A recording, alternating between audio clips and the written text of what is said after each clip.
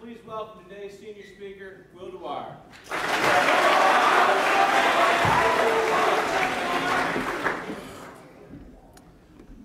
If I had to guess, I would probably say that I've sat through around 400 assemblies during my time here at Gilman. And furthermore, I would also guess that at least 1/4 of those assemblies were senior speeches. Maybe more. I truthfully do not have any idea. But I will say this. I've witnessed some great senior speeches, as well as some not-so-great senior speeches, and of course, there have been plenty in between. My parents often ask me about these senior speeches, and whose was the best, or what was the best topic, and I usually do not have much to say because, well, I don't always listen too well. More often than not, over the course of the past 4 years, whenever someone approached this podium and began dispensing whatever advice or ideas that they wanted to project, rather than becoming drawn in to their words, my mind and my focus would often trail off somewhere else, usually to the same place. I would always ponder, what would my senior speech be about if I ever did one?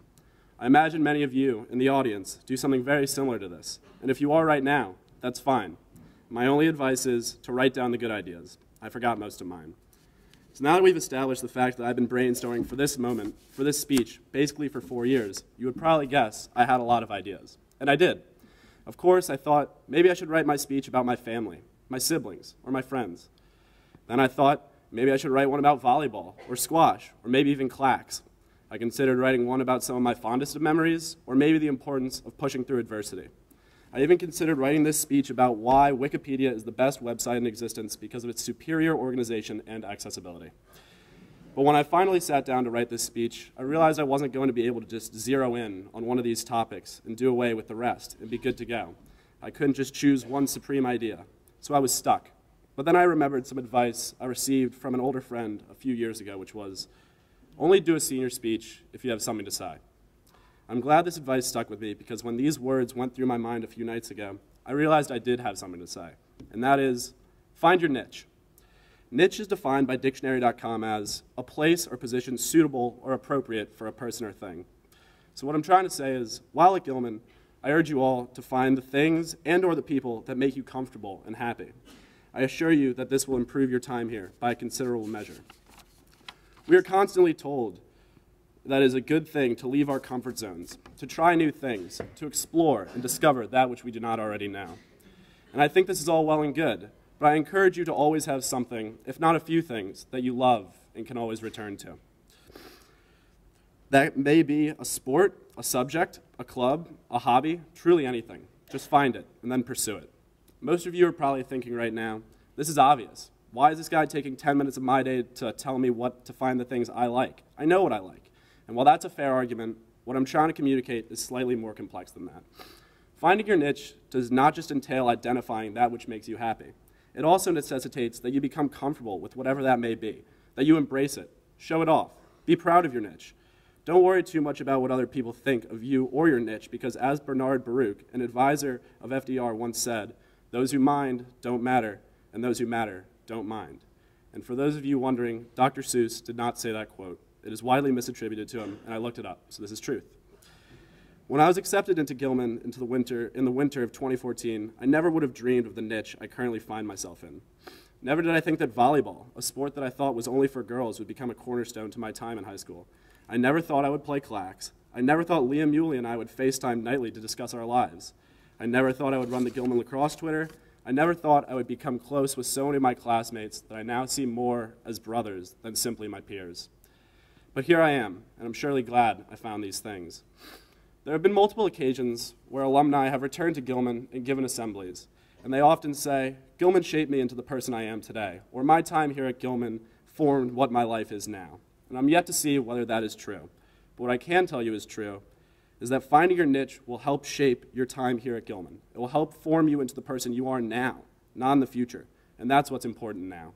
So much of our lives are dedicated to our future. So we stress too much about our grades, our achievements, and our failures, mainly because of the terrifying college process.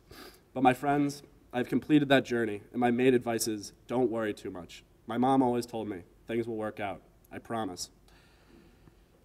You don't want to spend your entire time here fearing the future, because if you do, one day you'll wake up and realize you missed out on possibly some of the greatest years of your life. What I'm currently doing is acknowledging the stability and foundation in my life that keeps me content and drives me every day. but I cannot say I've always found myself on such solid ground. I've made mistakes, some larger than others. I haven't always felt I fit in. Sometimes I feel insecure about being awkward or too skinny. Sometimes I'm embarrassed because I play a sport like squash. But a quote in my grandparents' house has always helped me through these bad times and aided me in returning to my foundation. Life isn't about waiting for the storm to pass. It's about learning to dance in the rain. All of us are between the ages of 14 and 19. None of us have even reached the third decade of our lives. This is not the time to worry or stress. There will be plenty of time for that later in our lives. This is the time to find ourselves, and the best way to do that, I believe, is having others reveal yourself to you. That seems like a complex concept, but it's really not. Mr. Gilman is someone who really helped me discover myself. He taught me about the way I learn, and in the way I think. He made me realize things that I never even knew about myself. Maybe more important than the lessons he taught me in math, he taught me truly about myself. Andrew Freed made me learn about myself. He taught me about the importance of being weird and the joy I find in humor. Coach Matoris made me learn about myself and how sometimes, in order for me to be able to lead, I first must follow. This lesson that Coach Diego taught me is one of the most important lessons I've learned during my time here at Gilman. At the beginning of the volleyball season this year, I was not made captain, and this wore heavily upon me. I kept thinking, it's my senior year. I'm a starter. Why aren't I a captain? But with the help of Coach Diego, I came to realize that true leaders don't view themselves as above their compatriots. True leaders must put in the same amount of work, the same amount of dedication, and the same amount of accountability as everyone else. Until I fully bought into my teammates, my coaches, and the team as a whole, I couldn't lead the team. I couldn't even lead myself. This tenet reminds me of a quote from the greatest television show of all time. When the snow falls and the white winds blow, the lone wolf dies, but the pack survives.